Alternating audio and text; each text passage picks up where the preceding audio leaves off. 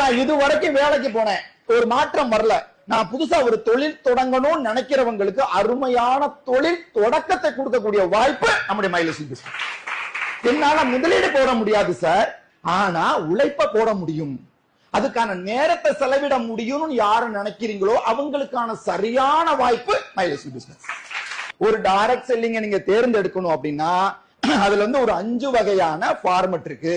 அந்த கம்பெனியோட ப்ரொமோட்டர் யாரு, ப்ரொஃபைல் யாரு, ப்ராடக்ட் எப்படிப்பட்ட ப்ராடக்ட், அதோட பிளான் எப்படிப்பட்ட பிளான், அதோட பே அவுட் எப்படி கொடுக்குறாங்க, வருமான வாய்ப்பை எப்படி கொடுக்குறாங்க, இந்த மாதிரி 5 விஷயம் பாருங்கன்னு சொல்றாங்க. அப்ப இந்த 5 ஃபார்மட்டும் கரெக்டா இருக்கான்னு பாருங்க.